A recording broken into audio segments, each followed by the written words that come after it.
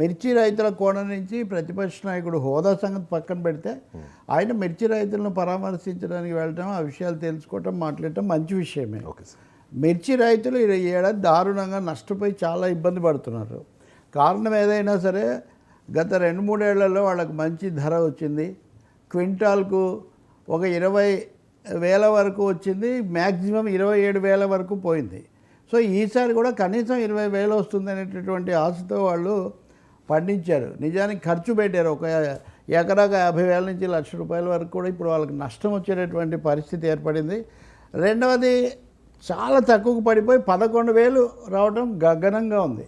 10,000కు వ్యాపారులు వెంటబడి వాళ్ళు తీసేసుకుంటుంటే ఇంకా 11,000 అతి కష్టం మీద 11,000 మట్టుకే వాళ్ళ క్వింటాల్కి వస్తూ ఉంది. ఇలా అమ్ముకున్నా కానీ ఇంకా 70,000 బస్తాలు నిలువ ఉన్నాయి.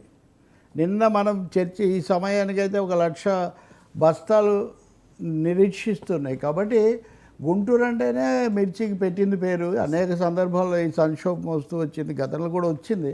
ముఖ్యంగా 2019కి ముందు, కారణం ఏదైనా అప్పుడున్న పరిస్థితుల వల్ల. 2019-24 మధ్యలో చైనా తీసుకోవటం, అలాగే విదేశాలకు ఎగుమతులు అనేక కారణాల వల్ల మంచి ధర వచ్చింది. ఈసారి కూడా కొంత కనీస ధర వస్తుందనే ఆశతో రైతులు వేసుకున్నారు. కానీ ధర 10,000, 11,000కు పడిపోయేసరికి వాళ్ళు చాలా ఘోరంగా నష్టపోయే ఇది వచ్చింది. దీని మీద జగన్ ఇప్పుడు వెళ్ళారు, కానీ చాలా రోజులుగా రైతు సంఘాలు వీళ్ళందరూ ఆందోళన చేస్తూ ఉన్నారు. అక్కడ రోజు రకరకాల ధర్నాలో లేకపోతే నిరసనలో బాధలో వినిపిస్తున్నాయి. అందువల్ల ఇలాంటి పరిస్థితుల్లో నేను దీన్ని వల్లభనేని వంశీని పరామర్శించిన దీన్ని నేను పోల్చలేను. ఎందుకంటే వంశీని పరామర్శించడం వాళ్ళ పార్టీ కార్యక్రమం. అక్కడ బట్టలు పెదయడం గురించిన వ్యాఖ్య సరికాదు. నిన్న మనం మాట్లాడడం అది అయిపోయింది.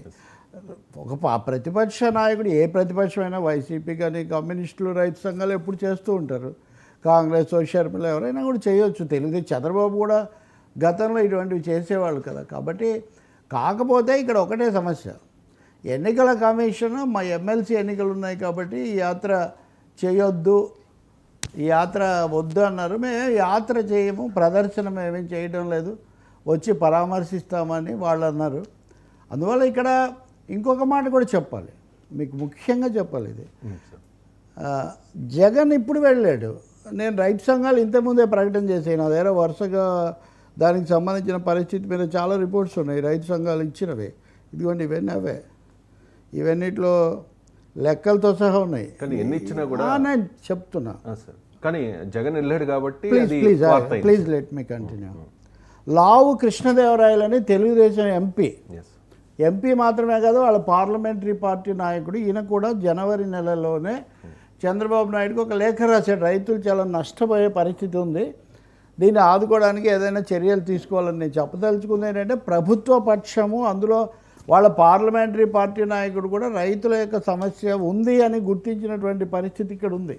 సో ఇక్కడ తెలుగుదేశము లేకపోతే రైతు సంఘాలు ప్లస్ ఇప్పుడు వైసీపీ కూడా చెప్తున్నప్పుడు రైతులను ఆదుకోవడానికి ఏం చేయాలి, ఈ నిల్వలు ఇలా పేరుకుపోయే పరిస్థితి, లేకపోతే అక్కడ ఎలా పెట్టుకోవాలి. ఇప్పుడు 70,000 బస్తాలు కోల్డ్ స్టోరేజ్లో ఇంకా చాలా ఉంటాయి. కాబట్టి ఇప్పుడు చేయాల్సిన ఆలోచన ఏంటంటే, జగన్ మాటలను టీడీపీ వాళ్ళు ఖండించడము, లేదా జగన్ ఉన్నప్పుడు చాలా అద్భుతంగా ఆయన అదే చెప్పుకుంటాడు. చంద్రబాబు ఉంటే మేము ముందు నుంచి చేసామని. ఇప్పుడు చంద్రబాబు గొప్ప, జగన్ గొప్ప కాదు. రైతుల తిప్పలను గురించి చర్చించాల్సిన అవసరం ఉంది. వాళ్ళపై ఎంపీలు కూడా చెప్పారు, మంత్రులు కూడా చెప్పారు. ఇప్పుడు మాజీ ముఖ్యమంత్రి చెప్తున్నాడు. రైతు సంఘాలు ఎప్పుడు ఘోషిస్తూనే ఉన్నాయి. కాబట్టి గుంటూరు అనే కదా, ప్రధానంగా గుంటూరు మిర్చి రైతులను ఆదుకోవడానికి ఏంటి కార్యాచరణ అన్న దాని మీద దృష్టి పెడితే మిగిలిన రాజకీయాలు వైసీపీ, టీడీపీ చేసుకోవచ్చు. అంటే ఏం చేయాల్సి ఉందంటారు? ఖచ్చితంగా వాళ్ళకి ఇప్పుడు ఈయనేమో ధరల స్థిరీకరణ అనేది కొనుగోలు చేయాలి. ఇప్పుడు దాన్ని కొనుగోలు చేసి వాటి ఎగుమతి చేస్తారా, లేకపోతే ఇంకో విధంగా ఉపయోగిస్తారా? ఇది కృత్రిమంగా వ్యాపారులు దళారులు ప్రతిసారి అది పంట వచ్చినప్పుడు ధర పడగొట్టేస్తారు. అంతకుముందంతా ధర 27,000 రూపాయల వరకు వెళ్ళింది, ఒక్కసారిగా 11,000 కంటే సగం కంటే తక్కువకి ఎందుకు పడిపోతుంది? సో ఈ మార్కెట్ మాయాజాలం నుంచి రైతులను కాపాడాలి. వాళ్ళ దగ్గర మళ్ళీ నిల్వలు పేరుకుపోయే పరిస్థితి లేకుండా చూడాలి. రెండవది అప్పు సప్పు చేసి ఇవన్నీ చేస్తుంటారు కాబట్టి ఆ ఖర్చులు భారం మోయలేకపోతే ఇంకొకటి అవుతుంది. కాబట్టి వాళ్ళని తక్షణం ఆదుకోవడానికి సహాయపడటం ఒకటి, ప్రభుత్వం కనీస ధరకు దాన్ని కొనుగోలు చేసి తర్వాత దాన్ని మళ్ళీ వేరే చేసే ఏర్పాటు కూడా చేయొచ్చు. అందుకని రైతు సంఘాలు ఇప్పటికో డజన్ సూచనలతో ప్రభుత్వానికి చెప్పాయి. అలాగే వాళ్ళకి తెలుసు అందరికంటే ఎవరో ఎందుకు చంద్రబాబు నాయుడు కూడా మొన్న ఎప్పుడో సమీక్ష చేశారు అంటున్నారు. కాబట్టి వీటన్నిటిలో వచ్చినవి చర్య తీసుకొని ఒక కార్యాచరణ ప్రణాళిక ప్రకటించాలి. మిర్చి రైతులకు మిర్చి పంటకు వచ్చిన ఈ సంక్షోభం నుంచి ఆదుకోవాల్సినటువంటి అవసరం ఉంది.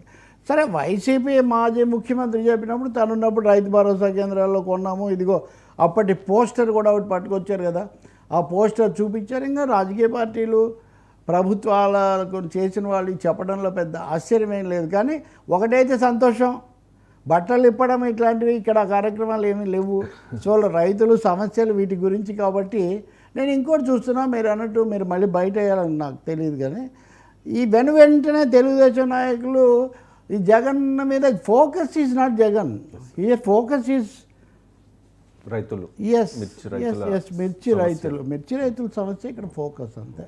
ఇంకా ఎన్నికల కమిషన్ కేసు పెట్టింది, షాక్ అంటారు. ఇలాంటివన్నీ జరుగుతుంటాయి, వాళ్ళు ఏదో సమాధానం చెప్తారు ఓ సమస్య మీద. కాబట్టి కేసెస్ నోటీస్, అది నోటీసే